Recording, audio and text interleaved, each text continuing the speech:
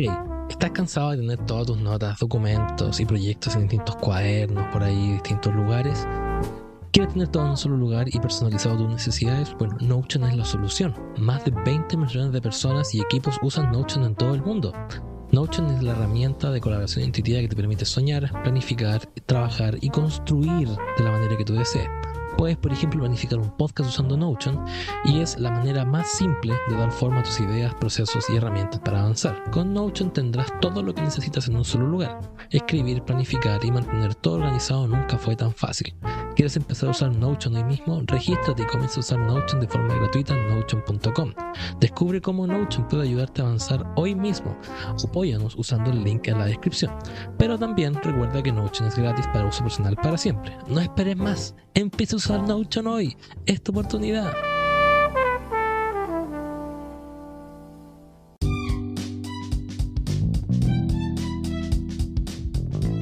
Bienvenidos a un nuevo capítulo de Inversionista Millennial. Mi nombre es César Núñez y me encuentro, como siempre, con el señor Héctor Herrera. Estimado, ¿cómo está?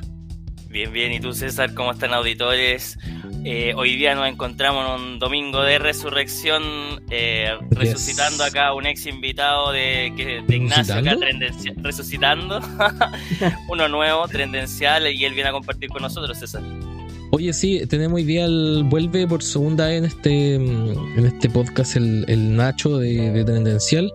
Y antes de que empecemos a hablar del tema, Nacho, oye, preséntanos y cuéntanos cuáles son tus inversiones. Hola, chiquillos, ¿cómo están? Un gusto volver a estar con ustedes y gracias por la invitación. O sea, se agradece bastante. Mira, yo soy, bueno, para los que no me conocen, soy Ignacio Quesada, ingeniero comercial, máster en finanzas, y tengo un Instagram que se llama Tendencial. Y ahí lo que hacemos es análisis de empresas, inversión en acciones, construcción de portafolio, todo relacionado a ese tema de construcción de portafolio enfocado inicialmente en acciones. Claro, bueno. ¿Y en qué invierte Tendencial? ¿O se puede saber o no se puede saber? Sí. Ahora, como siempre, nada de esto es recomendación de inversión, así que mientras los que escuchen tengan eso claro. Mira, yo invierto principalmente en acciones de crecimiento, un poco más arriesgadas, principalmente porque son las que, para mí, bajo mi perfil de riesgo, son las que hacen más sentido. Uh-huh. Pero como...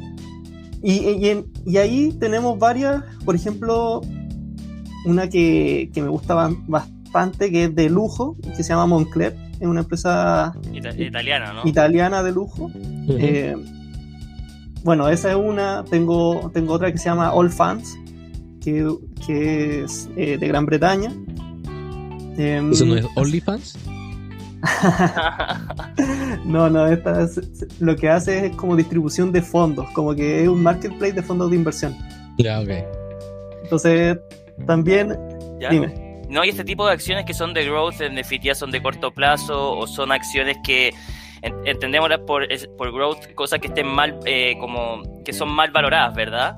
Y que en el corto plazo podrían tener un beneficio futuro bueno, ¿cierto? Todo este tipo de acciones, ¿tú cómo las vas buscando? ¿Las vas encontrando? ¿Te aparecen en internet? ¿Cómo llegas a eso? Mira, primero, dependiendo de la acción, estas son más pequeñas, y dependiendo de la acción, es la tesis de inversión que tengo en cada una de ellas. Por ejemplo, Allfunds me gusta mucho por crecimiento, pero por ejemplo Moncler la tengo por un tema de que creo, o mi tesis, es que la va a comprar Louis Vuitton. Entonces, esa es la tesis en Moncler. Ahora tengo otra empresa que ya son más grandes, pero para mí igual siguen siendo de crecimiento. Por ejemplo, Spotify. Hace poco invertí en Spotify, y ha sido súper buena inversión hasta ahora. Y además... Somos fan de Spotify. ¿Sí? Sí, pues el podcast se publica directo en Spotify. Sí. Es que sabéis que la tesis de inversión de Spotify me gusta mucho, específicamente por el podcast. Siento que la parte de podcast en Spotify, cómo la están desarrollando, lo encuentro genial. Han comprado, se han como expandido en lo que es la cadena de podcast, son los líderes en ese tema, y bueno, por eso es que me gusta bastante Spotify. Oye, Nacho, ¿y invertís solo en acciones particulares? ¿No invertís como en otro tipo de activos, inmobiliarios o ETF o fondos mutuos, o estáis solo en acciones? Invierto, por ejemplo, en REITs. Tengo que inversión inmobiliaria.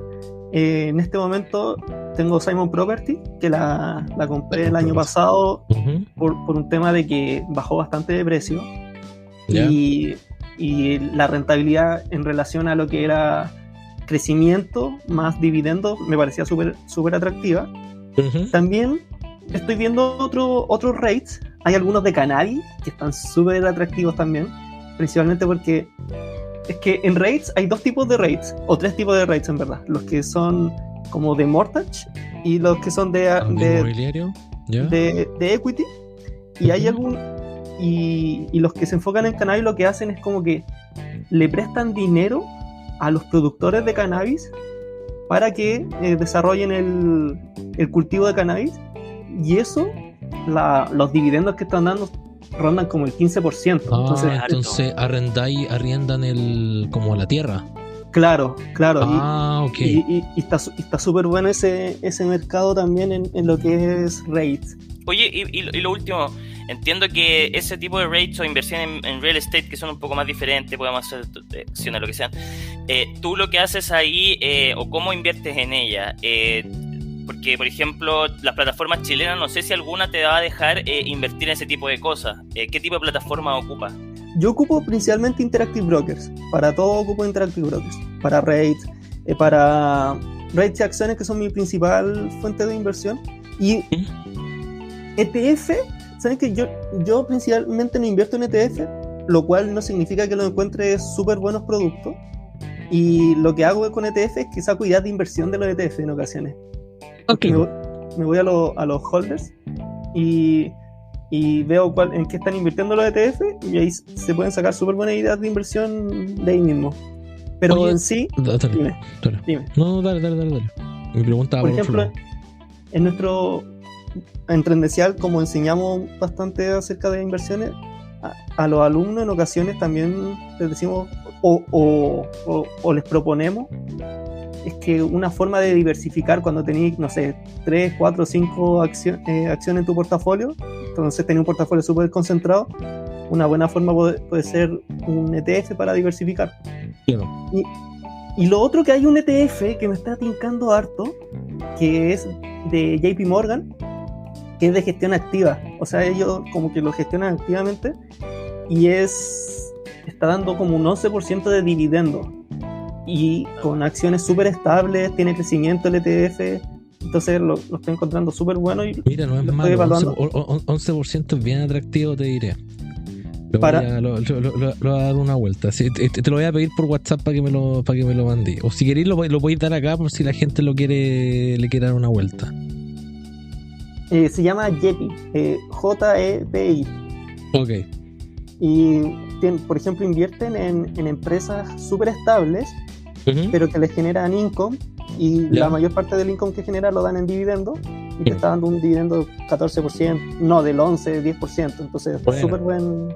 Y como es de JP Morgan y de gestión activa, por eso me está tincando harto ese ETF. Bueno. Oye, Nacho, esta pregunta está fuera de la pauta.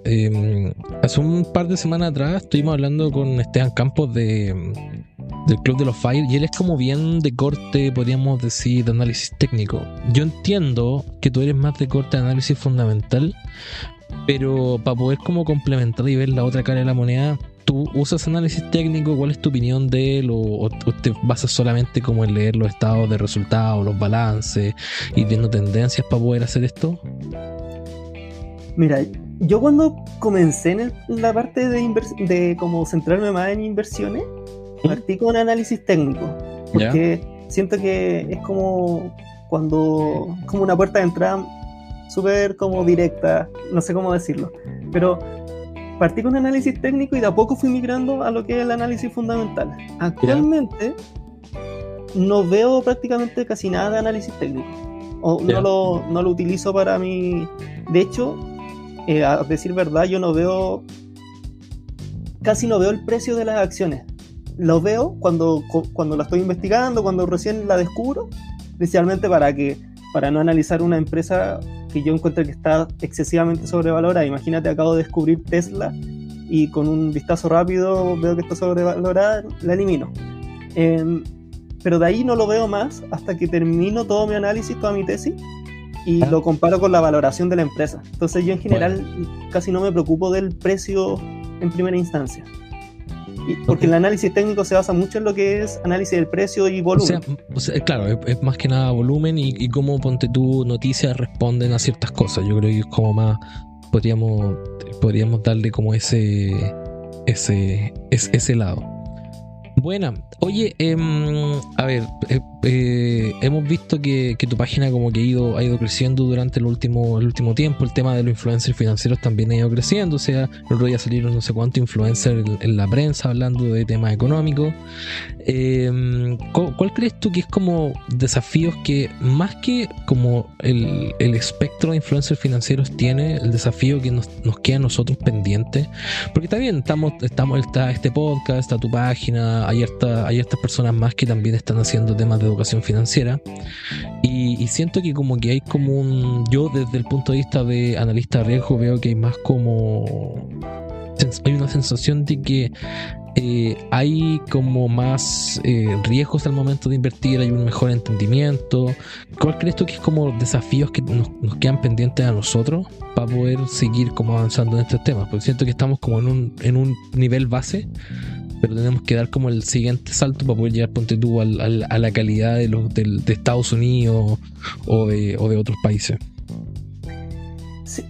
Lo que creo en ese sentido es que, bueno, como tú dices, cada vez hay más influencers financieros dentro de, hablando de Chile, y yo lo que creo es un poco que hay que profesionalizar lo que se transmite a otras personas, y todo en estos temas financieros, bajo mi perspectiva, hay que por un lado educar desde la base, pero la base es como ampliarla un poco, en el sentido de que no quedarnos en lo que es finanzas personales, que es como lo más simple o lo más básico dentro de que son el tema de finanzas e inversiones, sino que llevarlo un poco más allá, en el sentido de que se conozcan los distintos instrumentos que hay, que se entiendan los distintos instrumentos, que se conozcan al menos todos los conceptos básicos en términos de qué es la volatilidad, qué son los rendimientos,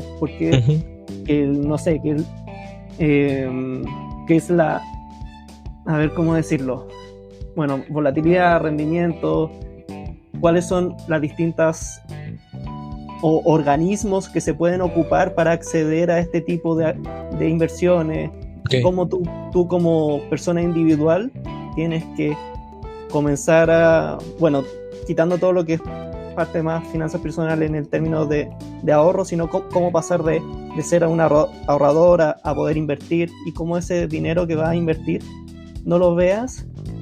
Y aquí yo siento que esto es algo que yo menciono harto, sino que las inversiones siempre son más a largo plazo. Entonces también como educar en cómo pasamos de que todos queremos como un poco de gratificación inmediata en términos de inversiones a una gratificación más a largo plazo, lo cual no solo te va a hacer que aprendas mucho más, en el sentido de que cuando te enfocas en el largo plazo realmente te enfocas en aprender en qué estás invirtiendo, porque ahí te va a interesar saber en qué estás invirtiendo, cuáles son las consecuencias, cuáles son los riesgos de invertir, y eso también te va a evitar caer en muchas estafas, porque cuando caes en estafa, obviamente que te desincentiva mucho a seguir invirtiendo. Entonces, en todo eso siento que uno de los principales, bueno, bajo mi perspectiva, uno de los principales como objetivos y como tú me decías, como temas pendientes que quedan, es profesionalizar, en el sentido de, oye, yo como persona que puede conocer un poco más por a veces motivos, estudios, experiencia, lo que sea, me enfoco en dar contenido amplio pero bien fundamentado, en el sentido de no lo que yo creo, sino qué es lo que sucede, y dar distintas alternativas a eso. Por ejemplo, nosotros en Tendencial partimos con acciones, hablando de acciones, pero obviamente que nos fuimos dando cuenta que no todas las personas quieren solo acciones. Hay que irse un paso atrás. Entonces dijimos ya, independiente de que a nosotros nos gusten más las acciones, vamos a hablar de portafolio, vamos a hablar de, por ejemplo, que, no sé, te voy a decir si hablo de un bono, que las personas sepan que un bono no es un bono que te da el gobierno, sino que es un instrumento de deuda y cómo sirve lo que es renta fija, cuáles son las diferencias con la renta variable. Y bueno, y con respecto a eso, Ignacio, que tú decías, ok, ya la gente se tiene que dar cuenta, no que se lo estén cagando, sino como que el contenido es como limitado, porque al final lo que más pasa acá, yo siento que uno hace caso con contenido limitado, mientras que uno cuando conoce más, puede darle más vuelta. ¿Cuáles serían las cosas que uno tiene que hacer para darse cuenta que una tesis de inversión es correcta? Por ejemplo, tú dices, ok, yo voy a invertir en este activo, me debería ir al estado de resultados, debería empezar a buscar información, debería tratar de entender cómo se generan los ingresos. ¿En qué te das cuenta tú? Porque, por ejemplo, que tú estabas hablando, no sé, hablaste de varias acciones que te gustan, es una acción para llevarla hacia el futuro y que sea buena. Ya, ese es un tema un poco más avanzado cuando uno piensa en temas de inversiones, porque ahí ya estamos hablando de cómo comenzar realmente a invertir y invertir en acciones. Cuando tú inviertes en una acción, antes de incluso de ver el estado de resultados, todo lo que presentan las acciones, en el sentido de, bueno, hay que entender que una acción es una empresa y que una empresa obviamente crece porque vende productos o servicios. Entonces, antes de incluso ver los estados de resultados, que son la información que la empresa está obligada a entregar, tenemos que entender qué hace la empresa. O sea, tenemos que partir por saber qué hace la empresa, porque, por ejemplo, si a mí me dicen, oye, invierte en justo hoy día estaba escuchando de una empresa que se llama Montana, como Montana Aerospace, Uh-huh. Y que se veía como espectacular, está creciendo muchísimo, está en la parte de como de auto eléctrico, le vende componentes para ese tipo de auto, yeah. Además otro, como aeroespacial, pero yo no entiendo nada de cómo vende. Entonces puede ser una genial idea de inversión, pero en verdad como no lo entiendo nada de lo que hace, sería difícil que yo invierta ahí, a pesar de que la encuentro muy buena idea de inversión para alguien que sí entiende el tema. Entonces, lo primero para poder comenzar a pensar en qué invierto es saber qué es lo que hace el instrumento en el cual estoy invirtiendo. Por eso, no sé, si voy a invertir en Coca-Cola, es súper simple invertir en Coca-Cola porque sé qué hace, qué es lo que vende, consumo el producto, y después de que ya conozco eso, ya puedo pasarme a una segunda etapa, que es conocer, bueno, los números. Si nos vamos al tema de números, yo lo primero que veo es el ROIC, el retorno sobre la inversión. Entonces, pero antes de pasar a números, me gusta mucho que se entienda en qué se está invirtiendo, que se entienda el modelo de negocio, que se entienda a nivel global cuáles son los competidores de la empresa, un tema súper cualitativo. Perfecto, y después pasa a los números donde tú tienes como tus medidas para identificar buenas compañías. Claro, después que ya veo que la empresa la entiendo, y no necesariamente que la entienda al principio, sino que si encuentro una buena idea de inversión, por ejemplo en el sector aeroespacial, que es un sector que suena así como súper como difícil, al menos al principio, me puedo colocar e investigar acerca del sector, cómo está creciendo el sector, cuáles son los principales como drivers del sector. Sí. Entonces, si ya lo entiendo, si después de investigar lo entiendo, paso a lo que son los números, y cuando veo los números, obvio que ahí ya me meto a ver cómo están los crecimientos de ventas, los márgenes, el tema del ROIC, la deuda, todos los puntos al menos esenciales para después seguir investigando. Pero si quieren saber como de forma rápida qué es lo que hago, es que, no sé, saco ideas de inversión, por ejemplo, de fondos de inversión españoles, que me gustan bastante algunos. ¿Ya? Después de eso le pego una leída rápida a las presentaciones mensuales. Como son puro gráfico, sí, es súper fácil como de leer. Y si ya me interesa, después de darle una leída rápida a eso, lo que estoy haciendo ahora es que me meto a los transcripts y copio y pego en ChatGPT. Esto ya es lo último que estoy haciendo. y le pongo Te lo que resumo. que me lo haga un resumen y me ha funcionado súper bien como para ahorrar tiempo de ver si la empresa me gusta o no me gusta. Y si después de eso no me gusta, la paso a otra y así hasta que alguna me guste. Interesante. Interesante. Oye, cuéntanos un poquito más de cómo, qué es lo que ha pasado el último mes en tu página. Nos comentáis offline que estáis como pensando como lo que decís tú en profesionalizar un poquito más la práctica de esto. Si nos pudieses contar como en qué estáis y cuáles son los próximos pasos de tu página. Bueno, en este momento lo que nosotros estamos haciendo es, bueno, damos algunos cursos que son uno que es de introducción a lo que son las inversiones y construcción de portafolio, y otro Uh-huh. que es una mentoría ya más personal y que dura bastante tiempo. Y Uh-huh. lo que viene para la página es, bueno, punto uno, dar como cursos específicos, ir expandiendo como la parrilla de cursos específicos que estamos dando. Y Yeah. además nosotros ya personalmente estamos viendo la posibilidad de sacar la certificación como asesor financiero, como para ya poder dar algunas recomendaciones de inversión, porque actualmente eso igual limita bastante a la hora de hablar. Uh-huh. Y bueno, y en base a eso después seguir avanzando en temas de bueno, asesoría financiera, no sé si en algún futuro gestión de capital, pero ahí vamos a ir viendo. Pero en el futuro cercano es expandir la parrilla de cursos. Vamos a lanzar la página web en poco tiempo. Después viene lo que es sacar la certificación y de ahí Yeah. seguir avanzando ya para proyectos más a largo plazo. Y también Bueno. estamos pensando en sacar un canal de YouTube pronto, así que también eso es algo que puede venir en los próximos meses. Bueno, Buena. muy interesante. Oye, nos vamos a hablar del tema que nos convoca hoy día. Que hoy día, a ver, dentro de las cosas que de repente yo creo que uno como podcast o entidad financiera, influencer financiero, lo que tú quieras, tiene que pensar, es volver como a ciertos como guías o pasos, etcétera. Y dentro de esto, uno de los primeros capítulos que grabamos cuando estaba el SEBA todavía era cómo comenzar a invertir y en qué. Entonces se me ocurrió el otro día la idea de poder como empezar a hacer como volver como cada cierta cantidad de tiempo, hacer como a retomar estos pasos. Pero esa vez que grabamos este capítulo lo vi como de una perspectiva más mía y de Seba, no estaba Héctor en ese momento, y ahora mi idea es como tratar de como ventilar nuevamente este tipo de conceptos, ahora que, a ver, estamos en un momento quizá un poquito medio complejo en términos de situaciones como contexto macroeconómico, pero siempre es bueno volver.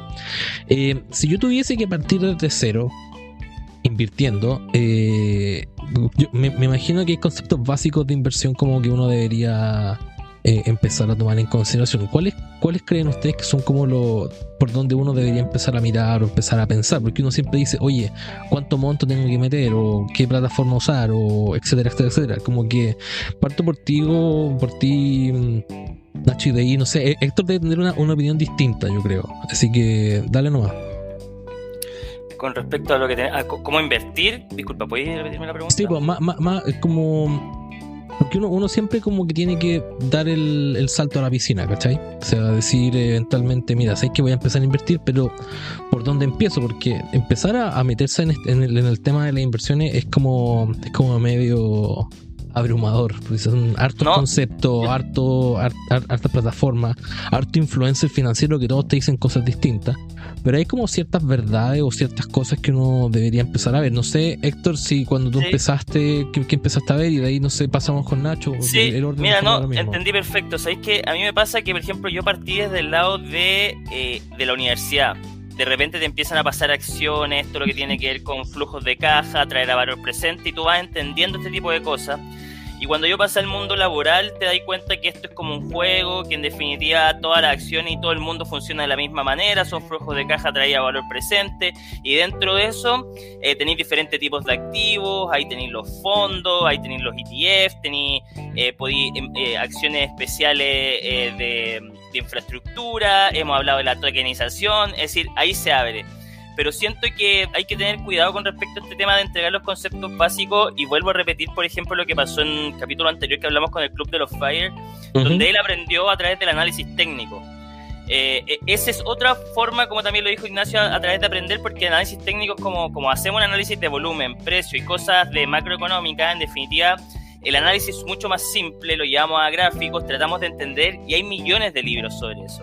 Entonces, yo creo que la gente que más parte sin una base financiera va a venir del componente técnico, porque es algo más fácil de entender sin números. La verdad que es solamente escribir gráficos, darle un poco de vuelta, ver otra gente que está haciendo lo mismo, pero como dice Ignacio, el análisis fundamental va más allá de solamente escoger una acción porque me gustó. Va en elegir el modelo de negocio, saber lo que queremos, entender los flujos de ingresos, entender los márgenes, entender si tiene deuda, entender si la van a adquirir, y son todas esas cosas que se añaden al valor del precio.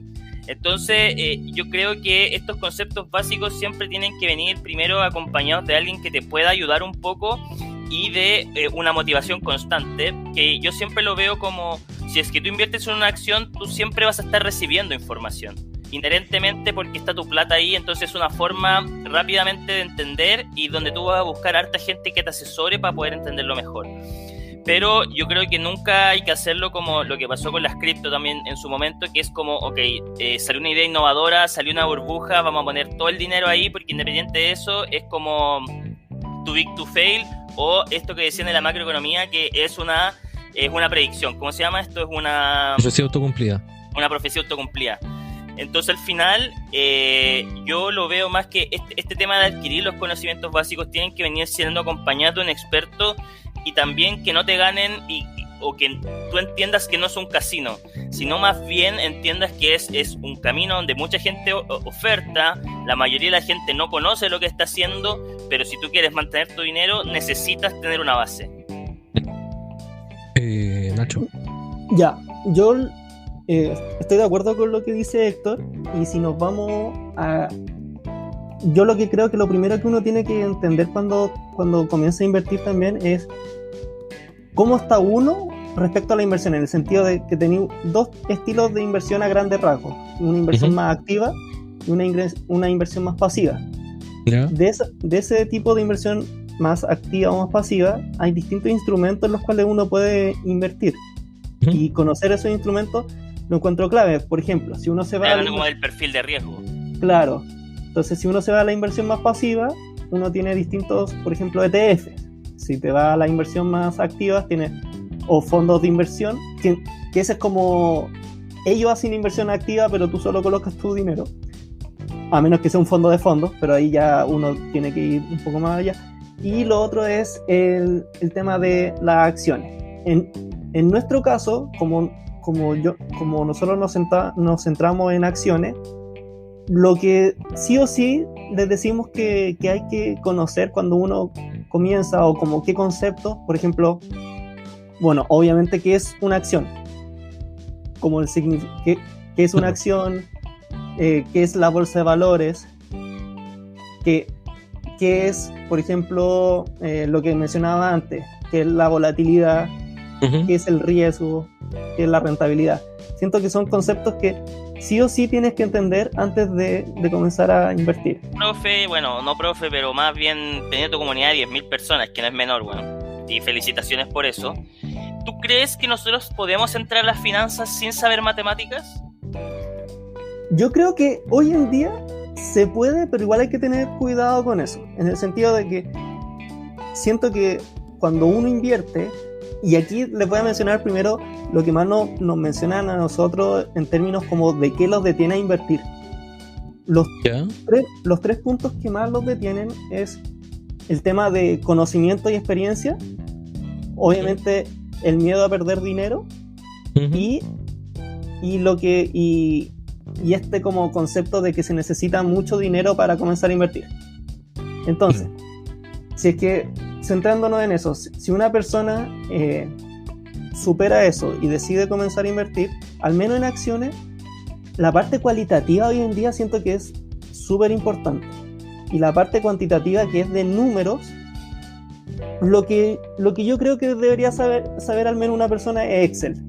al menos como saber un básico de Excel, en el sentido de saber meter, copiar y pegar algunos números de los estados financieros y ahí comenzar a... Que le hagan sentido. Pero eso es cuando invertimos en acciones, yo creo. Claro, ahora si es que uno invierte en otros instrumentos tipo, no sé, es que mira, hay otros instrumentos que a mí me causan bastante, por ejemplo, si uno invierte en commodity, lo encuentro súper complicado para un inversor novato. No, claro. Siento que un inversor novato, la forma más simple podría ser entrar en ETFs o fondos de inversión. Pero llevándolo esto para que el auditor entienda, por la volatilidad de precio, ¿ya? Porque en definitiva lo que tenéis con un commodity y tenéis también es mucha volatilidad, ¿verdad? Entonces, tratar de llegar a entender esa volatilidad y las varianzas, análisis fundamental. Bueno, y aparte los commodities no es que tengan tanto análisis fundamental tampoco, ¿cierto? No, es casi puro... Es casi puro técnico. Y igual es una relación oferta y demanda bastante interesante. Mira, aquí me voy a meter en un problema porque tampoco es que sea experto en commodity. He estado investigando harto las mineras por un tema de que somos chilenos, obviamente. Litio y cobre. Y el cobre tiene como una narrativa bastante interesante respecto a lo que es la energía verde.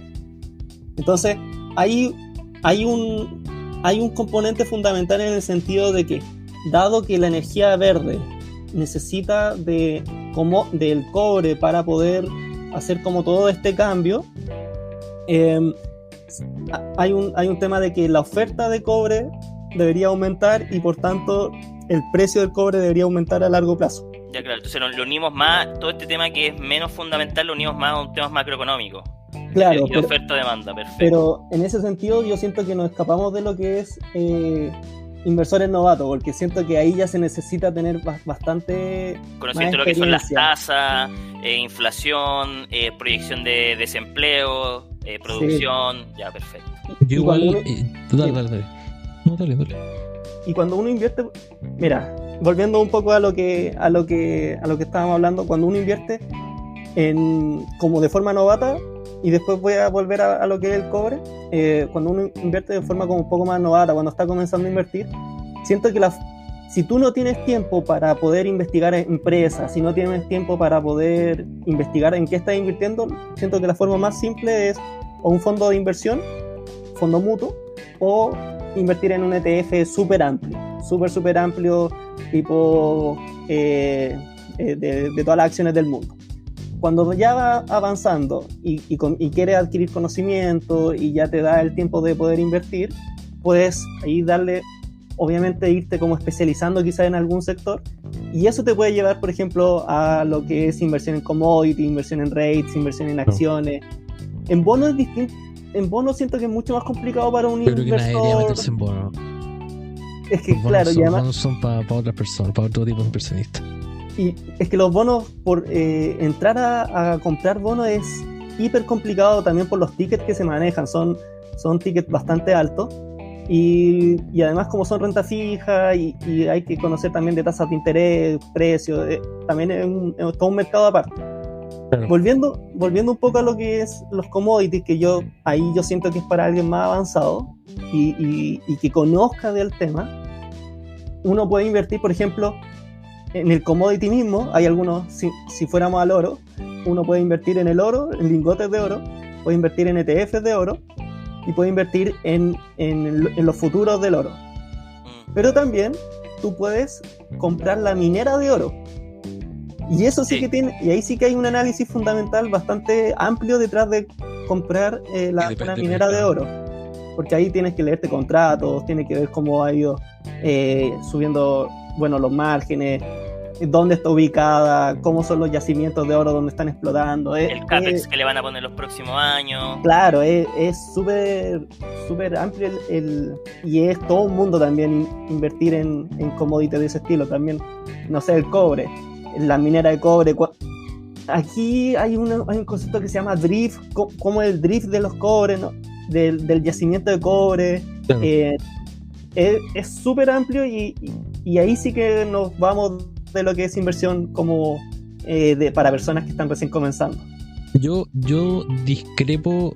Voy a dar mi opinión ahora. Yo discrepo un poco con la opinión, con lo que dice el Nacho de que hay que saber Excel para poder invertir. O sea, quizá no lo dijo desde ese punto de vista, pero yo creo que actualmente es tan fácil invertir que ni siquiera es necesario saber cómo. O sea, si uno quiere invertir en acciones, probablemente sí. Y ahí, yo no quiero decir esto como recomendación, pero el consejo probablemente es meterse a cosas que uno sepa. De tú, no sé, pues si uno es gamer y entiende cómo funciona el mercado, no sé, pues de las tarjetas de video, lo recomendable ahí es invertir en cuestiones de tarjetas de video, ¿cachai? Entonces, es poner la plata por donde uno pone la boca o donde uno pone también los ojos.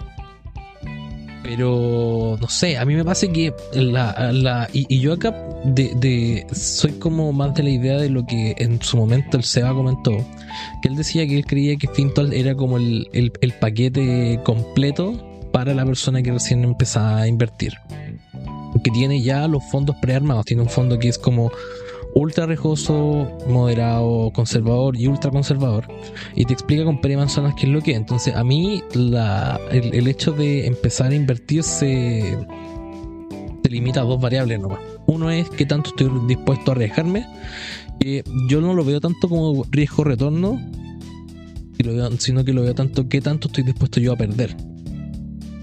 O sea, si invierto en un activo más riesgoso, claramente estoy más dispuesto a perder, o mi horizonte de inversión es más a largo plazo. Yo soy de la idea de que a más largo plazo el riesgo tiende a mitigarse. Entonces puedo invertir en cosas más riesgosas ahora, pero en el largo plazo ese riesgo en el fondo no es tan alto.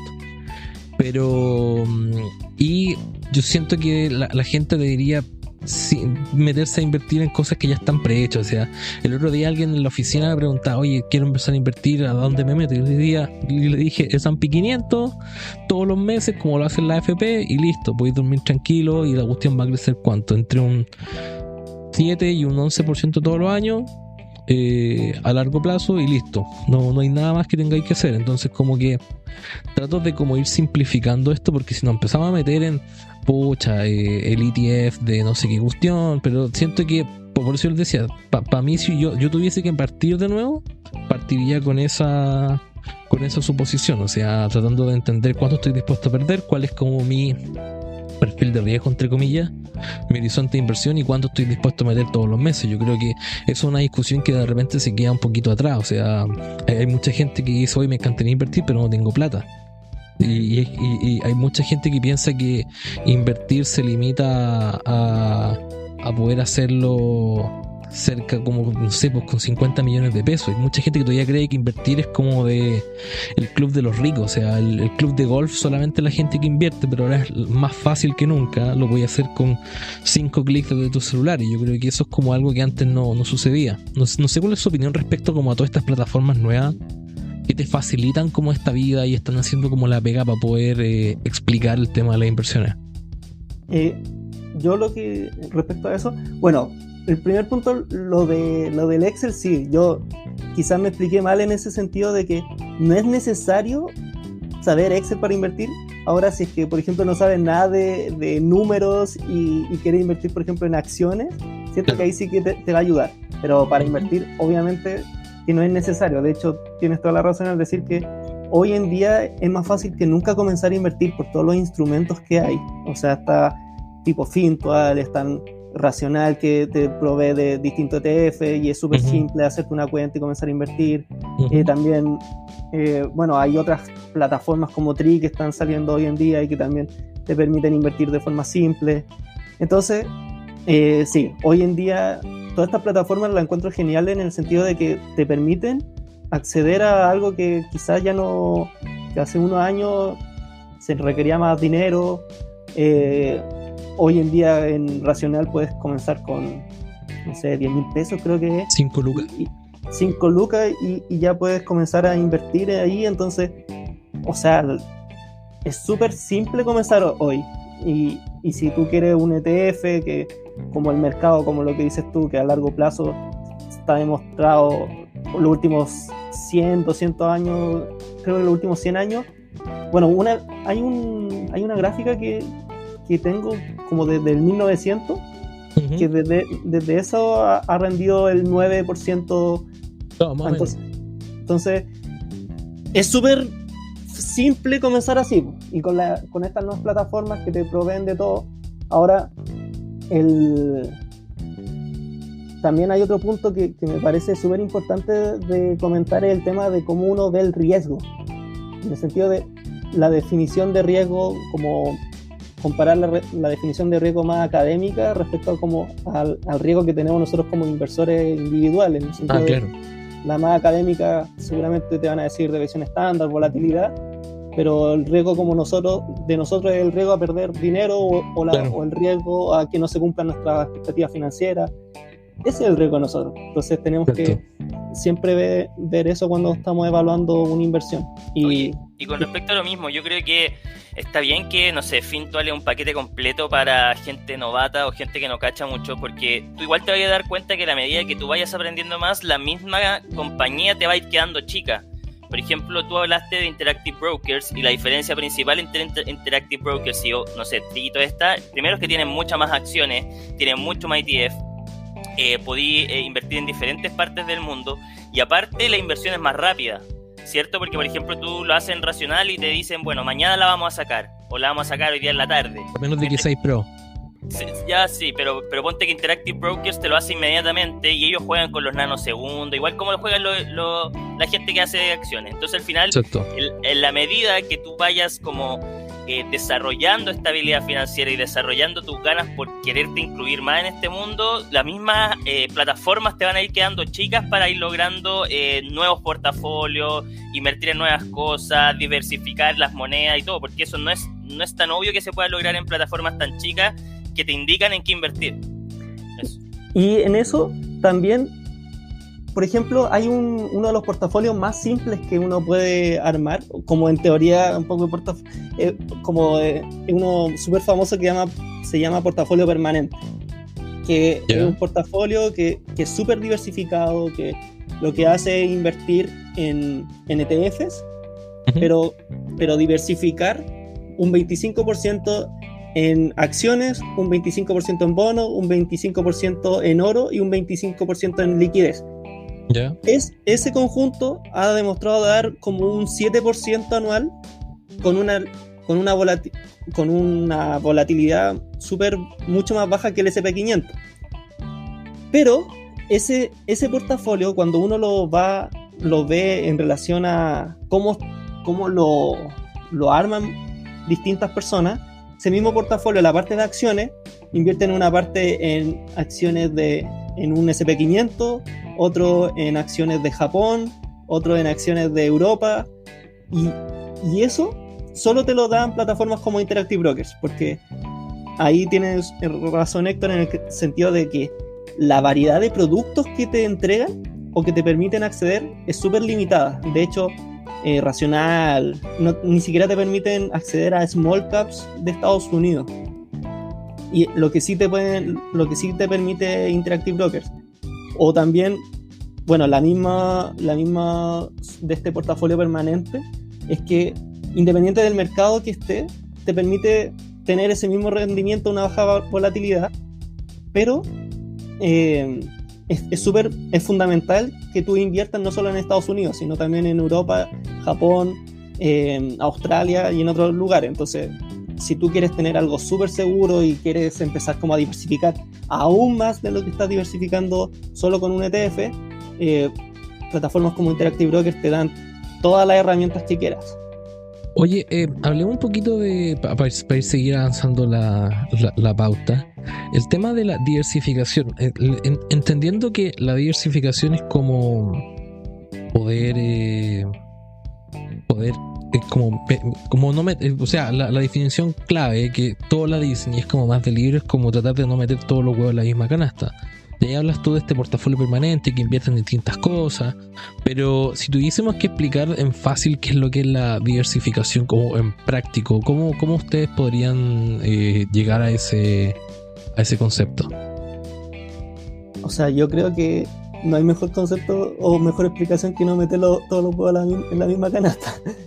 Pero... No, está bien, pero las canastas en el fondo, no sé, pues a mí me pasa que yo cuando pienso diversificar, porque mucha gente, ponte tú, su inversión no está en el mercado accionario, está en el mercado inmobiliario. Como que siento que si tuviese que empezar a explicar, y lo que me pasó, explicando el tema de cómo empezar a invertir, mucha gente parte, me quiero comprar una casa, me quiero comprar un departamento, etcétera, etcétera, etcétera. Pero lo que pasa es que si invertís todo en inmobiliario, se viene un terremoto y se te caen todas las casas que hay ahí, ¿cachai? Entonces como que igual yo le dije, estáis expuesto a un riesgo que en el fondo es inherente a este país. O sea, está bien, acá para el terremoto del 2010 se cayeron un edificio y medio en realidad. Pero independientemente de eso, igual estás expuesto, o sea, y es parte de, pero no, como que no, de repente cuesta como poder llegar como a este concepto de diversificación, porque es como un concepto como muy sofisticado. No sé cómo lo ven ustedes. Héctor no sé. En definitiva el tema de diversificación yo creo que es sofisticado, sí. El tema de no poner los huevos en la misma canasta es algo súper importante. Yo creo que también uno se va dando cuenta cuando, a la medida que va metiendo dinero, si tú tenés mucho riesgo, por ejemplo en criptomonedas, y pusiste, no sé, 40 millones, lo más probable es que veáis, no sé, perdiste mucho dinero en este último tiempo. Entonces también es importante tratar de entender cuánto es lo que yo estoy arriesgando con los perfiles de riesgo, y en función de eso hacer un portafolio. Muy bien, como dijo Ignacio, este portafolio que se componía de iguales partes entre acciones, bonos, oro y liquidez. Al final es bueno dentro de que tú vayas a tener como un balance muy cercano al cero o para subir, y eso te va a mantener, porque al final cuando tú te das cuenta y tú estás compitiendo contra el mercado, la primera barrera es ganarle o mantenerte, asumiendo que hay una inflación constante. Entonces esa es la primera parte de la diversificación, y después es con qué te sientes más cómodo, cuáles son los instrumentos que más te gustan, y poder diversificarte. Ahora, yo creo que también en este mundo de la diversificación tiene que haber estudio, tienen que haber componentes diferentes. Por ejemplo, la diversificación llama a no solo tener acciones, o sino también a bonos, tener commodities, tener diferentes fuentes, porque lo que hoy día estamos viendo, y después vamos a hablar de eso, entre una recesión o entre efectos macros que afectan mucho las acciones, es que componentes como los bonos y componentes como las acciones caen rápidamente ante una subida de tasa. Entonces no es fácil predecir cómo me voy a enfrentar a eso cuando necesite el dinero, y bueno, y hemos venido viendo que el oro ha venido subiendo constantemente este último tiempo, y que también hay una dicotomía entre si los millennials les gusta o no les gusta. Entonces hay que tratar de entender dentro de esta diversificación que uno tiene que armarla con un perfil de riesgo asociado, y que tienen que haber instrumentos cómodos que te hagan primero pensar si es que tú vas a mantener tu parte o quieres hacerle aumentar, y con cuánto riesgo tú estás dispuesto a jugar. Eso es lo que yo estoy.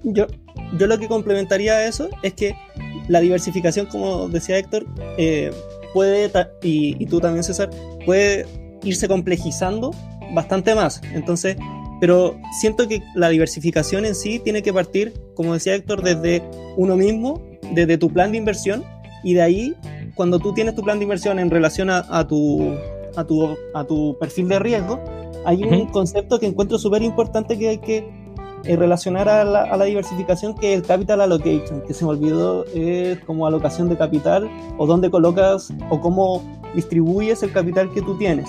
Entonces, cuando tú hablas de capital allocation, tienes distintos activos donde ir colocando tu dinero. Entonces, eso tiene que ir en relación a cuánto tú estás dispuesto a perder, dado el riesgo que tú quieres asumir.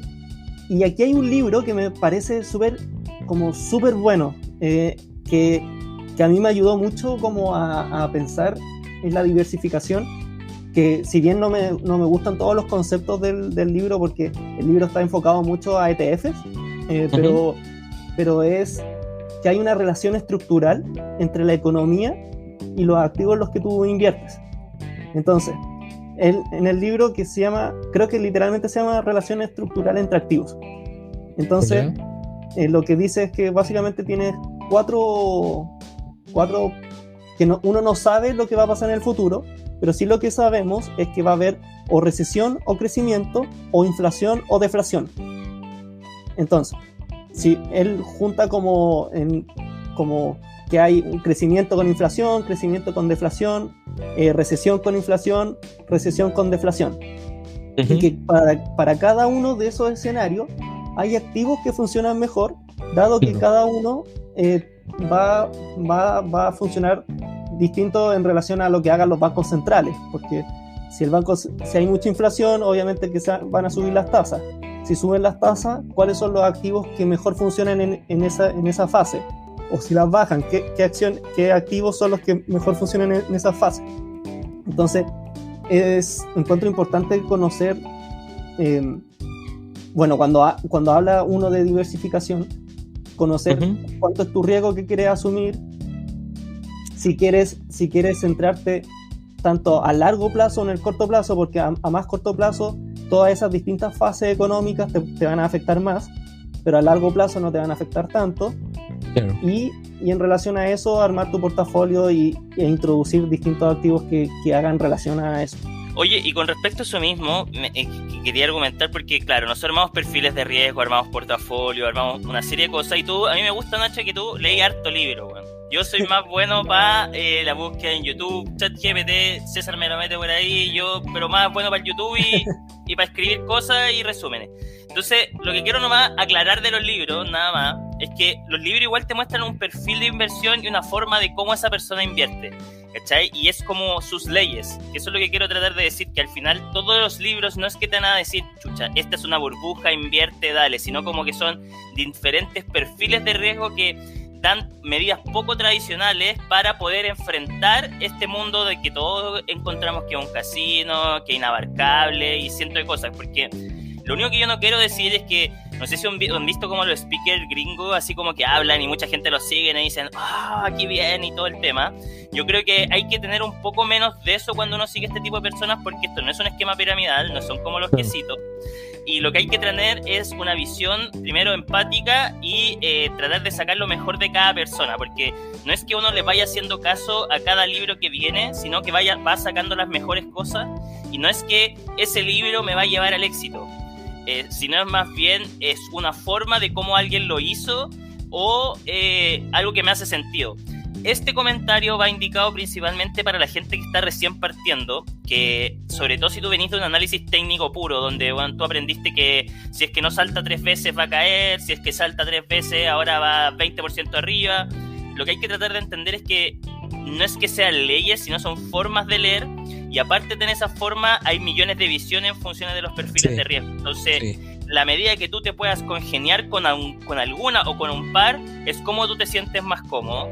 Y en función de cuánto te pesa tu guata también, es cuánto lo que tú tienes que invertir, porque no quiero olvidarme que todo este componente donde hay dinero, también hay un componente psicológico fuerte. Yo creo que también nosotros hablamos desde una situación de privilegio en el primer minuto que nosotros podemos ahorrar, porque yo creo que hablar de dinero es algo tan fuerte que afecta economías de familia. Entonces, como dice bien Ignacio, hay que verlo con la perspectiva de riesgo, hay que verlo en función de las plataformas que queremos ocupar y lo que nos conviene, y nunca poner todos los huevos en la misma canasta, que es lo que pasó en las criptos para mucha gente, y al mismo tiempo entender de que hay varias patas y nunca dejarle este juego como a la incertidumbre o al casino, porque lo más probable es que este juego, que es tan de suma cero en el futuro, es que te van a quitar toda la plata.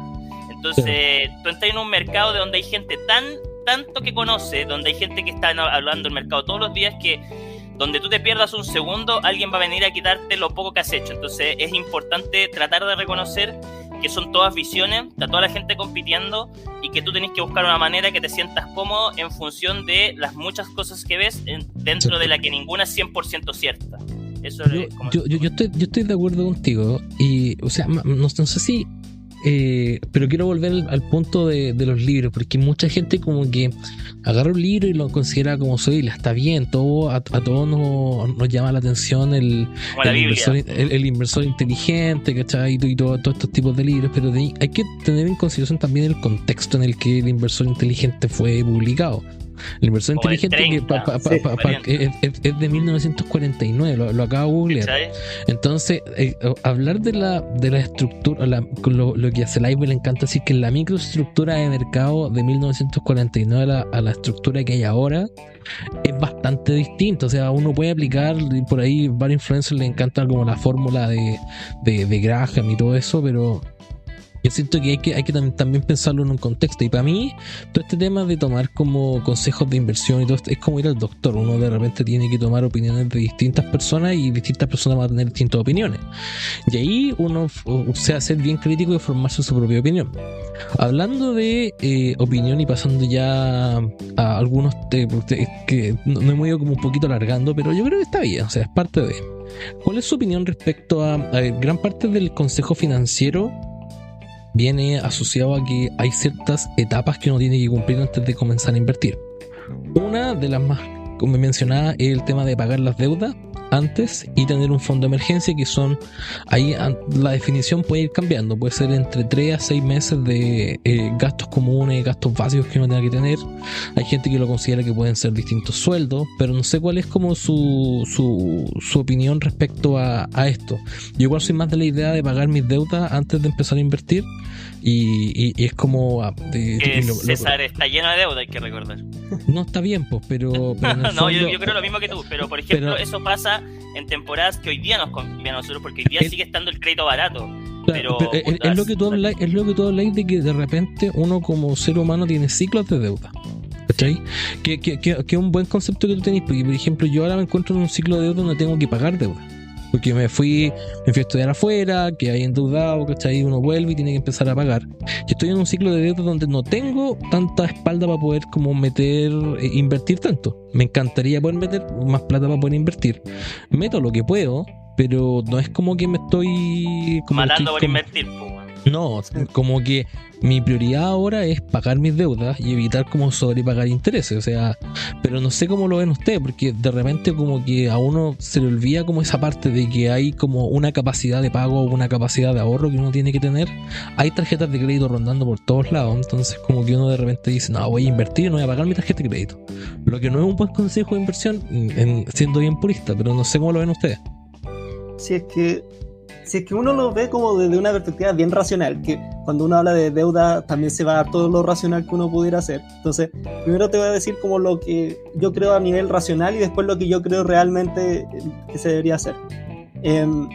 Primero a nivel racional uno debería decir como cuánto pago en interés, cuáles son mis opciones de inversión, y si las opciones de inversión son más rentables, se podría llegar a hacer. Pero en verdad, lo que yo creo es que sí o sí hay que salir primero de deuda antes de comenzar a invertir.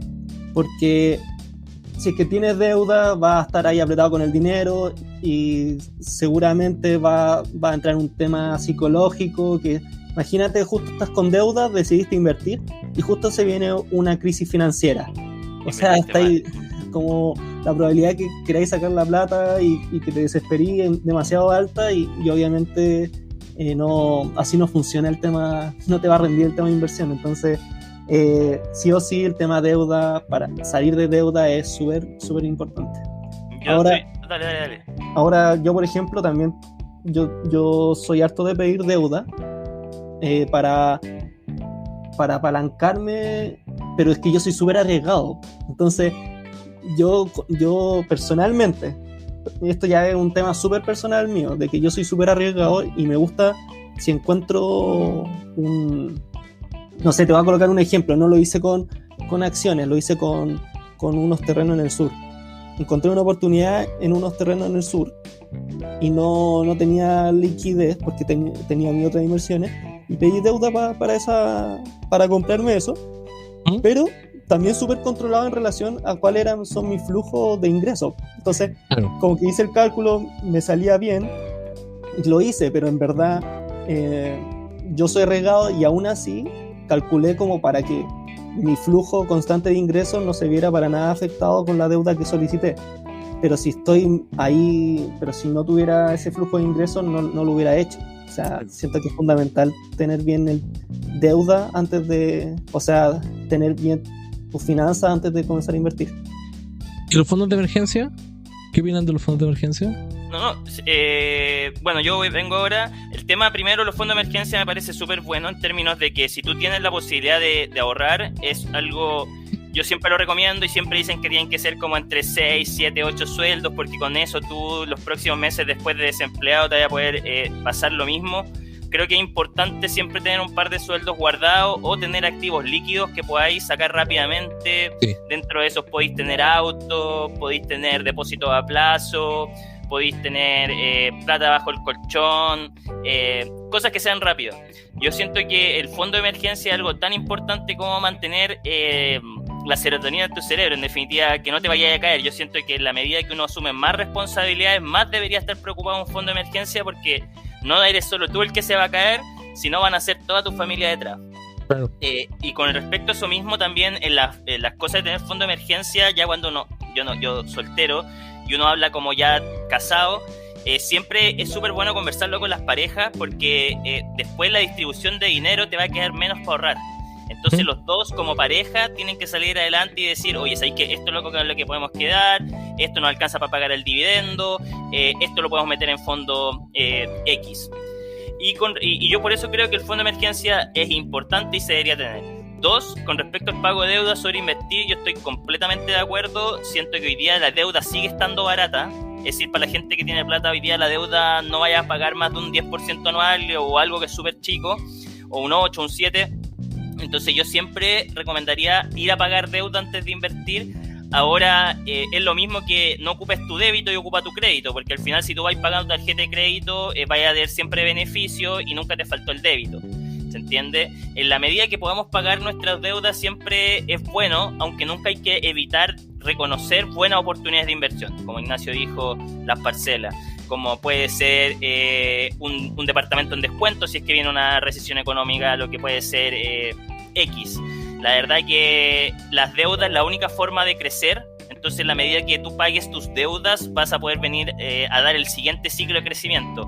Todas las compañías crecen con deuda, y si uno no es capaz de pagar sus deudas, lo único que hace es que un día vaya a reventar y vaya a tener que ser insolvente. Entonces, 100% es mejor pagar las deudas. Y para cerrar el tema a mí me pasa con eso, hay una tendencia que no sé si yo la he tomado, pero hay muchas personas que dicen como... Llevo, no sé, 2 años sin usar mi tarjeta de débito, uso solo tarjeta de crédito. Yo creo que eso es válido, pero yo soy fan número 1 de la tarjeta de débito, porque si a mí se me acaba la plata, se me acaba la plata y es culpa mía. Pero la tarjeta de crédito uno la empieza a usar, la empezó a usar, la empezó a usar, la empezó a usar, la empezó a usar. Y a mí me pasa que después cuando te llega la cuenta a fin de mes de cuánto uno tiene que pagar, claro, en el fondo, ¿cachai? Pero yo creo que es un tema mío, no es un tema de... Y yo creo que por los ciclos de plata que haya estado, yo siento que igual no es fácil. Es decir, cuando uno hace una bicicleta, weón, no la hace porque quiere, ¿cachai? No hago la bicicleta porque me falta la plata, ¿cachai? Entonces yo siento que igual un tema de cuando exigís más tus restricciones como de liquidez, cuando más empezáis a saltar. Claro. Oye, nos quedan dos... Dale. Yo lo único que quería comentar aparte acerca del fondo de emergencia, como el único comentario que tengo es que igual intentar colocarlo en algo que te dé un mínimo de rentabilidad. Por ejemplo, ahora hay cuentas vistas que te dan algo de rentabilidad y que tú puedes sacar el dinero y igual de líquido que los depósitos a plazo. Entonces siento que eso es como lo único que aportaría extra respecto al fondo de emergencia, que también lo encuentro importante. Bien. Oye, nos queda cerrar hablamos del estrategia fundamental, técnico, pero nos queda hablar del tema que ahora está muy en boga, que es el tema de la estafa. ¿Qué tips creen ustedes que podrían darse para poder evitar estafa? Hay gente que se estresa también mucho con este tema de inversión, como que dice como, oh, es demasiado, ¿cómo evitar estresarse? Y ahora que estamos en un momento de recesión, ¿conviene meter más plata o conviene quedarse un poquito más? ¿Conviene meter menos plata? ¿Qué creen ustedes? Yo creo que respecto a la estafa, primero hay que conocer. O sea, si es que inviertes porque te recomendó un amigo, porque viste una idea de inversión, ya sea en Instagram, YouTube o lo que sea, investiga primero y después coloca tu dinero. O sea, eso es fundamental. Que investigues primero y después coloques tu dinero. También, bueno, eso yo creo que es el principal punto acerca de la estafa, como investiga primero. Después, que obviamente que uno puede de igual forma caer, está esta estafa de que se hacen Instagram falsos de como influencer muy conocido sí, y te mandan como el link de oye, te estoy invitando a que inviertas conmigo. Bueno, yo cuántas veces le he dicho a César, mira quién me agregó, y era falso. Sí, sí.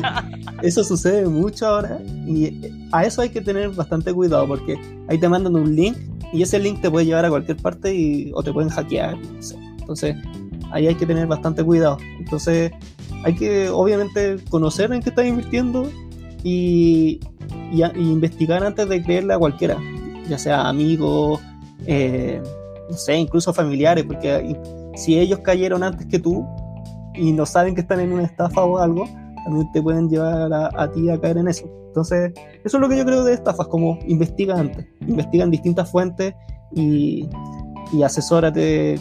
O sea, asesórate desde distintos puntos de vista, no solo con una persona. No, y también con respecto a eso, y me gusta algo de ti, Nacho, y tengo que decirlo, es que a ti te gusta decir los instrumentos en que tú inviertes. Yo tampoco tengo problemas, ¿cachai? Porque en definitiva nosotros no somos dueños de la verdad, ¿se entiende?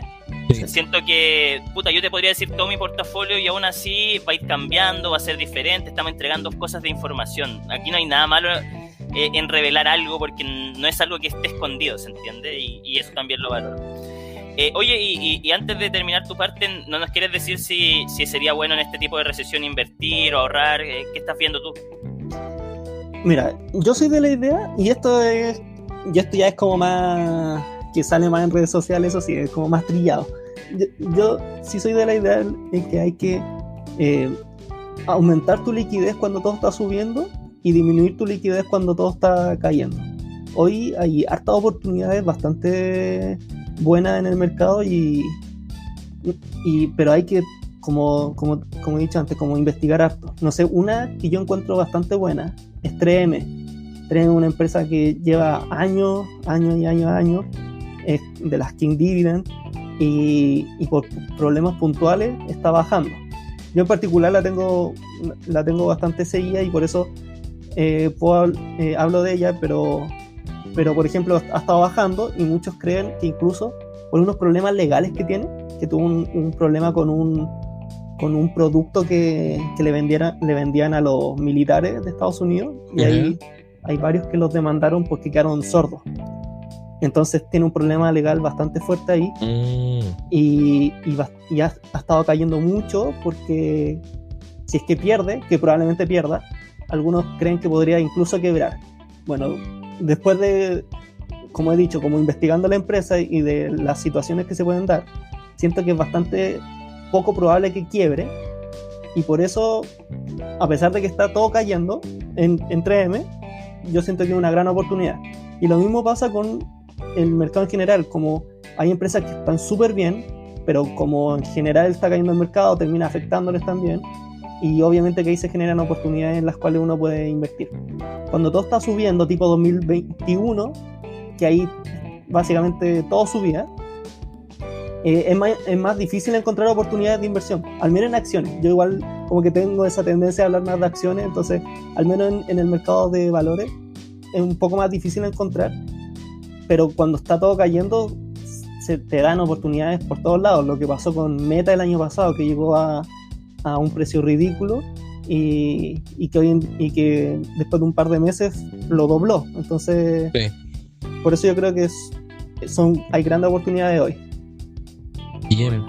Oye, yo con respecto a la estafa, siento que es importante siempre que aparezca ya en Instagram o en cualquier lado reconocer si es que la empresa está regulada por la CMF, sobre todo si es que invierte, como en este caso el tipo Chang y todo eso. Ninguna de esas empresas está regulada por la CMF, entonces siempre es bueno si es que uno está poniendo millones de dinero o tratar de ver si está regulado. Me acuerdo que incluso una persona, viendo en Instagram, esa gente pedía plata y decía que le iba a entregar el doble. Eso es mentira, eso queda en estrategia de los quesitos, queda en estafa piramidal, y de repente sé que yo siento que no es tan difícil hacer una estafa piramidal, si es solamente que te crean y devolver el doble de lo que tú entregas o una parte y seguir pidiendo hacia abajo. Entonces es más simple lo que uno cree. Sí. Dale. No, ya, eso con respecto a la estafa, siento que es importante ver si es donde uno pone su dinero, ver la fuente, quiénes son, por qué lo hace, búsquelo en LinkedIn, dale la vuelta, lo mismo que comprar un auto. Es decir, o comprar una propiedad, uno tiene que identificar si esa persona no tiene DICOM, dónde vive y sobre todo que hoy día es súper fácil aparecer con un super auto y algo así, decir, yo soy libre financieramente. Antes de eso, porque nosotros somos un país chiquitito en el mundo, ha pasado millones de veces en el extranjero. Entonces no se dejen embaucar por personalidades o cosas que ustedes no comprendan. Entonces siempre, igual que en la cripto, es mucho mejor tener los activos en su mandato, en su mano, que dejar que otros se lo administren. Pero eso requiere tiempo y esfuerzo. Y con respecto al tiempo de invertir o ahorrar en una recesión, como dijo Ignacio, es súper importante saber en qué ciclo o en qué momento de tu vida estás. Si eres una persona que está recién partiendo, quizás sería muy bueno hoy día empezar a comprar. Si una persona ya cerca a los 50, ver cómo te encuentras, si hay alguna forma, ver cómo es el ciclo de vida. Y por último, si ya te estáis retirando, nunca es un buen momento, yo creo, si es que ya sabes que en un par de años te vas a retirar. Incluso los fondos deberían estar en el fondo que menos cayera. Entonces depende en qué situación estés, depende de tu perfil de riesgo. Siempre es importante, y los mayores inversionistas del mundo lo dicen, que cuando como que hay sangre en las calles donde más conviene. Hoy día estamos viendo que hay un bull run que no es sostenido por las cosas económicas, pero que nos da indicios de que había plata fácil y que ahí había gente ya que estaba comprando. Entonces que hay que seguir comprando empresas, ver las cosas y bueno, y un componente más importante, yo siento que más que ahorrar o invertir, siempre hacer pagar las deudas, por lo menos para mí yo también, porque la única manera que tú te vayas a poder sentir cómodo con las decisiones que tomes hacia adelante. Eso es o a cierto, menos que ya digáis, me importa menos, porque si tú vas a tomar una decisión muy importante, pos una gran compra, la responsabilidad en el estómago queda muy grande de repente para lo que uno puede tomar. Bien. Oye, yo lo único que quiero comentar, estoy de acuerdo con lo que ustedes comentaron, es el tema de la estafa. Yo creo que cuando cualquier persona que llegue te presente algo y te diga que la va a duplicar, triplicar o ciertas cosas que son garantizadas, retornos garantizados, yo creo que son mentiras. El único retorno, como dice acá la Natalie Mercado, de Mercado Explica, el único retorno garantizado es el depósito a plazo. El resto no está garantizado en ningún sentido. Oye, para que cerremos con esto, Nacho, no sé si tú tienes como alguna recomendación de, no sé, gente que te guste seguir, autores, influencers, ahí para que la gente pueda seguir metiéndose, aparte de nosotros, claramente. Mira, como bien dijo Héctor hace un rato, yo soy harto de leer libros y voy sacando, o sea, y voy leyendo distintos libros de distintos autores, algunos súper buenos, otros súper malos. Uh-huh. Y en eso he encontrado algunos que me gustan bastante. Pero para el tema, uno que te quería recomendar y que seguramente lo conocen ustedes, Aswad Damodaran, que es súper conocido. Damodaran, que él trabaja profesor indio de NYU, finanzas corporativas, que es la Universidad de Nueva York. Sí. No, entonces, ese yo lo encuentro. Hay algunas cosas que no estoy tan de acuerdo en su teoría. ¿Te gusta la información que da en su página? Para recordar, también aprovechando, tiene una página súper completa donde entrega betas de la industria, para apalancar, desapalancar, premios por riesgo. Entonces, bueno para las tasas. Sí, no, y lo encuentro súper buena toda la información que da. Así que, y como decía Héctor, no es que uno tenga que estar de acuerdo con todo, pero en promedio me gusta la información que da él. Para los que están recién comenzando y cuando me preguntan por libros, siempre digo como los de Peter Lynch, un paso por delante de Wall Street. Siento que es simple de entender, no es que vaya a aprender cosas técnicas, pero es súper simple leer, entretenido y como que te incentiva a introducirte al mercado. Oye, recordar que Peter Lynch es como uno de los mayores, como que ganó más dinero en los 90, era presidente de Fidelity, ¿cierto? Y era como parte de un departamento gigante, uno de los mayores inversionistas, y tiene millones de charlas en YouTube muy bueno. Sí, no, y lo encuentro, y además a pesar de ser tan bueno, y quizás porque es tan bueno, es súper simple de leer, entonces te hace como que parecer que es sencillo y te incentiva bastante a seguir aprendiendo. Uh-huh. Y otro que no es tan final, es inversor también, pero no es tanto de inversiones como tal. Uno como autor, Nassim Taleb, lo encuentro súper bueno. Entonces, y en especial Antifrágil de Nassim Taleb me gusta bastante. Tiene otros, pero super ellos. Bien. Oye, nos queda poquito tiempo, llevamos casi 1 hora y cuarto hablando de esto, que es un tema súper apasionante, pero te voy a llevar un poquito a temas de contingencia. Es como más como una ronda de preguntas más rápidas. Esta semana salió el IPOM y se actualizaron un poquito las cifras económicas. Se da a entender que la inflación en teoría el año va a cerrar mejor de lo esperado, lo mismo también que el crecimiento. ¿Cómo ves tú el escenario económico en Chile? Y podríamos decir también un poquito más a nivel mundial. Yo siento que va a ser fundamental lo que pase con el tema del precio del petróleo, porque hace poco la OPEC recortó los inventarios y siento que si obviamente el petróleo afecta a lo que es transporte, y lo que es transporte en términos súper simplificados termina afectando al precio general de los insumos. Entonces siento que ese es un punto importante, y dependiendo de cómo vaya eso, cómo se podría ir desarrollando la inflación y la economía en los próximos meses. Ahora, en términos de inflación están apuntando a bajarlo a un 4%, 4, y tanto por ciento. Sí, este año. Yo todavía siento que es medio optimista. No sé, yo creo que es un poco optimista el 4% este año.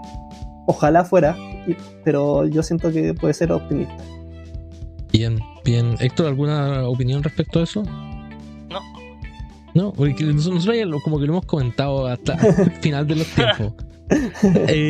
Oye, tenemos a este compadre también que se llama Michael Burry. Michael Burry, conocido por ser uno de los inversionistas en Estados Unidos que no quiero decir que predijo la crisis subprime del 2008. Yo creo que el tipo hizo la investigación correcta y leyó bien lo que estaba pasando.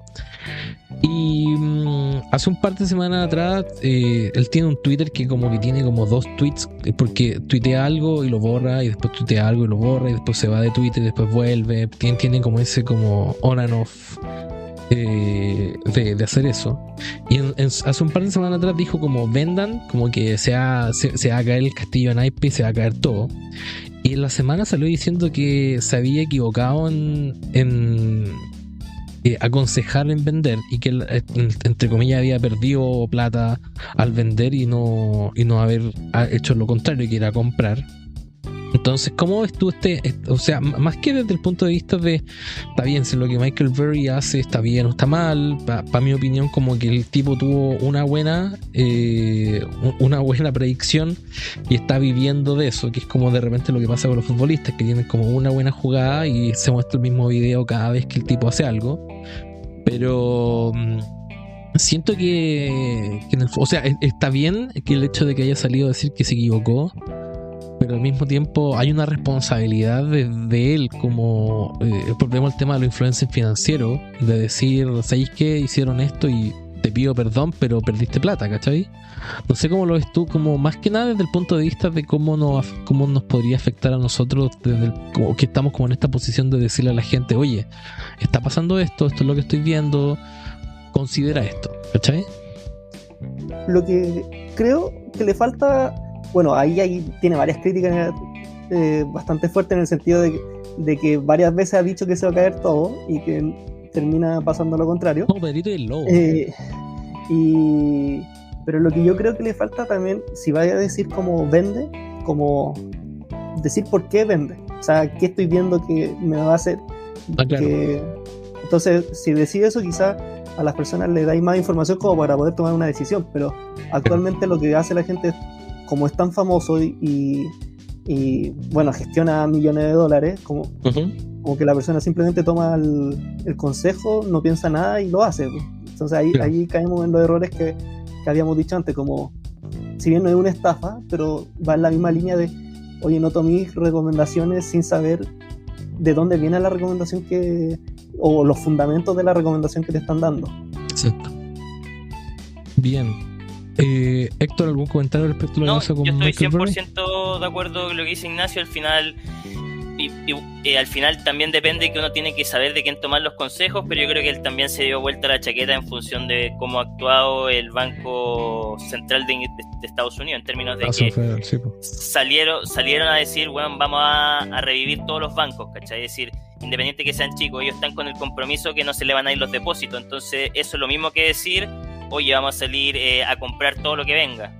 Entonces es lo mismo que pasó para el COVID. Entonces yo no sé si esto será una burbuja, ¿no? Pero Estados Unidos, en el minuto que se deja caer una vez, cae, ¿cachai? Es decir, el otro día estaba viendo un video que decía en Silicon Valley Bank entraron a los 6 días, pero si hubieran entrado a los 10 se cae el sistema. Entonces esto es tan frágil que el compadre entiende que los bancos los tienen que salir a salvar, porque en el minuto que no salven los bancos, Estados Unidos va a perder un poderío hoy día que no lo puede perder en función de es decir, mi pensamiento también, pero hay que tener bastante plata y ganas para hacerlo. Sí. Oye, y tenemos 2 temitas más, pero me voy a quedar con uno más, que es uno que está como un poquito más importante. El otro lo vamos a conversar después con un café. Pero hay una opinión que el otro día lo conversábamos también con Esteban Campos del Club de los Fire, que tiene que ver con esta romantización que están teniendo las criptomonedas ahora, dado el estrés que están teniendo los bancos a nivel mundial, lo que está pasando con Credit Suisse, con Deutsche Bank, con Silvergate, con Silicon Valley Bank y todo eso. Hay una opinión que cree que las criptomonedas en el fondo están como aprovechando como esta falta de confianza de las instituciones bancarias para en el fondo subir de precio.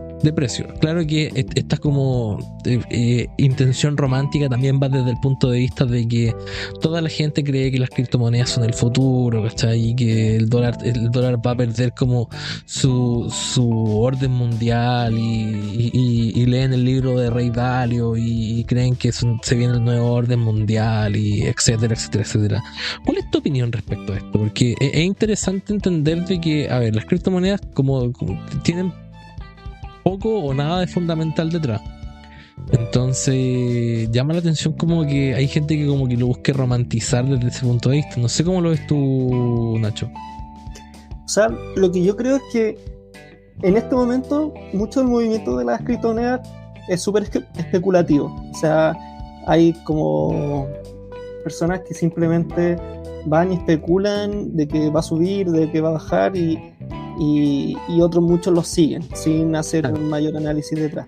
También está toda la especulación que se hace por los movimientos de las ballenas de Bitcoin que no sé, que venden, mueven el mercado y después entran porque bajó. Entonces siento que en este momento hay mucha especulación, pero yo sí creo que puede haber como en el futuro un tema con las criptomonedas bastante potente, en el sentido de que podrían llegar a, y en especial Bitcoin, como podrían llegar a ser un tipo de moneda más aceptado, pero en general siento que aún es solo especulación.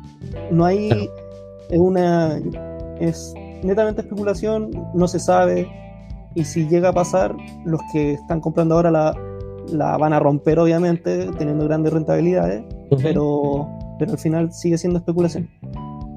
Buena. Oye, con esto ya damos por cerrado nuestro capítulo de Inversionista Millennial esta semana. Nacho, 2 cosas. ¿Algún mensaje que le quieras dejar al auditor y dónde la gente te puede encontrar para poder seguirte y seguir como todo tu contenido? Bueno, lo primero es que si van a pensar en invertir, que inviertan pensando en el largo plazo y que investiguen bastante antes de invertir en lo que sea. Que sepan en qué están invirtiendo, que lo analicen y que no invierten, no coloquen su plata sí porque creen que va a subir o creen que va a bajar. Sí. Y me pueden encontrar en Trendencial, que es mi Instagram, y ahí me pueden mandar un mensaje, decirme que vienen de parte de ustedes y ahí les damos un regalo por último. Mira, interesante. Venta atrás y un canje. Eso. Muchas gracias, Nacho, por haberte dado el tiempo. Sí, domingo en la mañana, domingo resurrección acá de Pascua, así que eso, los dejo invitados a que sigan a Tendencial en redes sociales y que nos sigan también a nosotros en nuestro Instagram como @inversionista_millennial. Que tengan muy buena semana y suscríbanse para poder invertir en su futuro. Chao, que estén bien.